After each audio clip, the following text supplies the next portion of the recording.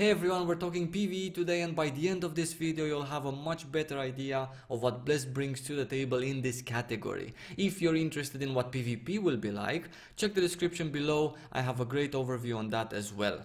So, PvE as usual will focus on stuff that really matters, things that you'll do for a long time constantly. So that's endgame, but at the end of this video we'll quickly go through some general PvE related stuff as well. Cool, PvE brings a ton of features that we all know and love, which is one of the big pluses of the game, because stuff that's already been tried and tested works really well. And I really want to mention that combat in PvE feels very fluent and nice. Once you get the hang of the mechanics, the movement, your rotation, because yes, there is such a thing as rotation and animation cancelling, which will take most of the clunkiness out of your gameplay.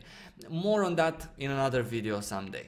For instance content, a group is 5 man, a raid is 10 man. Dungeons are plenty as you level up. First one at level 13, trivial difficulty with almost no mechanics. Last one, level 50, challenging difficulty with many mechanics, yeah? Speaking of endgame difficulty, the dungeons that will come with the release will be challenging, and with post-release patches we'll get hard ones as well. Basically what I'm trying to say is that it's gonna slowly get harder with post-release patches. Raids will be hard at release, well, the one raid we're getting, and will stay hard for the next few patches as well. That's something I really like, and speaking from experience, there's no need to go full ham from day one with impossible 5 mans and 50 man raids. And at the same time, there's no need to lower the difficulty of PvE to a trivial, boring bullshit, you know, at the beginning or even in future patches. So at the end, a very good approach from the devs, and kudos to them. Some of the dungeons also come with a hard mode, which enhances AI stats, raises their level, and increases the frequency and or number of mechanics, yeah, as you would expect. And these hard modes also have limited weekly entries, and that's fantastic. I'm gonna tell you a bit later why. Since I mentioned mechanics, might as well give you some details, yeah? Bosses and mobs in Bless have plenty of great and fun mechanics, and there's also telegraphs in all shapes and sizes, similar to Terra and Wildstar. So if you've played any of these two, you will feel very comfortable. Very many bosses have enrage timers, and they will either one-shot you or almost one-shot you, if not killed in time. Don't worry, the timers are kind of forgiving, especially if you're going with a full group. I will say this, if you play your class right and you're perfect with the iframe, which every class gets one, you will be able to last even after the enrage timer. So it's not one of those crappy, whatever happens if that timer is reached, that's it, everyone's one shot mechanic. Yeah, it's a bit different and it works really well.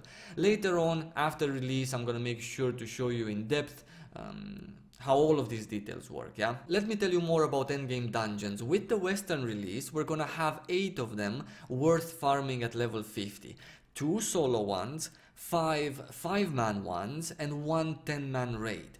The solo dungeons are like a PvE arena where bosses and mobs spawn regularly, and the further you get the better rewards, etc, etc. Pretty easy, but slightly annoying for classes that cannot output a lot of DPS. Not a must to do anyway, it's optional, but it does give okay stuff, yeah? The 5-man ones are important because they will be the ones you'll spam with your friends. These group instances come in various levels and difficulties with various loot tables in each. Last one is the raid, a 10-man level 50 content, super fun and super rewarding. Part 1 of this raid, and by that I mean the first 2 bosses, are pretty easy. Second part is hard, the last 3 bosses. This raid will be the endgame content for a long time after release. My guess would be that we'll farm it until 2.5 patch probably. I told you what you can do, now let me tell you why you will do it. It's really simple. Endgame stuff.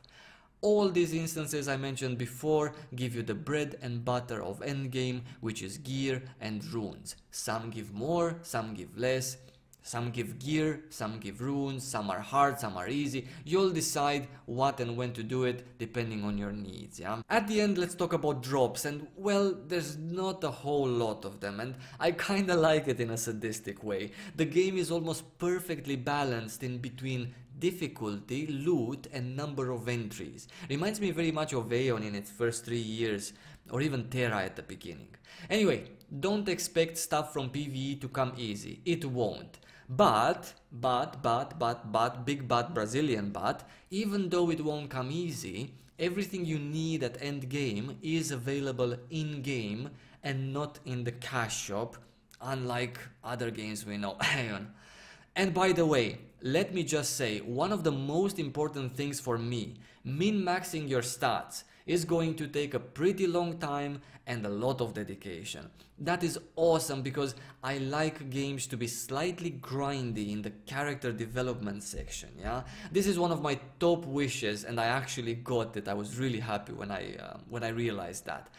And I just told you the best part, it is all available through in-game means. Before we stop, I insist on mentioning a couple of random helpful tips, as I promised at the beginning. Make some friends, like seriously, for real. Find people to play with. Dungeons are a lot easier and faster with an organized group, and you're sure as shit ain't finishing any raids with a pug anytime after release. If you don't care how efficient you are, because you're a filthy casual, no problem, I still love you. But I can tell you for sure, PvE in Bless feels 100 times better with friends and with a properly put together group. Leveling is also part of PvE, so I guess I'll kill that for you right now. It's linear, quests, campaign, that's it, pretty boring. Thank fuck we need to only do it a couple of times per lifetime, yeah? Also, at endgame as an extra beneficial activity, daily quests that give nice goodies, plus cash shop currency. Grinding random mobs is completely pointless in terms of XP gain. Don't do it, don't bother. Since I'm in the grinding section, doing it at endgame is actually very useful because elites drop crafting mats that are used in creating endgame consumables. Since I suddenly went to the crafting section, foods and pots are so fucking good in this game, so crafting those is gonna be very profitable if you're into that. Crafting in general is viable in Bless and very accessible, nothing extremely detailed like in Archage, yeah?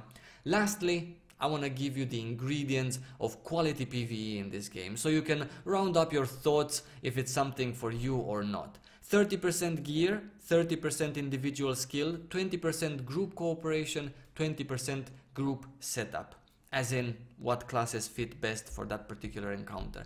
Executing mechanics correctly and fast is a big plus. Executing mechanics correctly, fast and for a long time is a huge plus, yeah? If you have questions about runes and gear and stats and numbers and endgame and drops and why and where, drop them in the comments below, I'm gonna make sure to check them out. Also, if you want to try out the game and want a small English-speaking community during the Russian open beta, and who knows, maybe even after in our European release, you are welcomed to join us. I'll make sure to put our guild leader's name and our server name in the description below so you guys know where to find us. We're mostly very busy testing with our heads in Excel and spreadsheets, but we do a lot of content as well.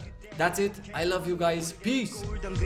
창밖에 홀로 바람에 불던 그네 어둡던 그때는 나였지 시작했어 벌써부터 얼어붙어 있던 심장에서 책의 주인공과 같은 공간과 시간에서 감성이 민감했었던 나를 위안했어 길고 긴 긴장에서 눈을 떠 형제와 다른 사고가 사고와 부딪혀 형태를 찾은 그 순간에 고독 성경 공부 시간에 내뱉은 신성 모독 그토록 순종했던 내 맑은 피가 선악과의 걸음이 돼 그 작은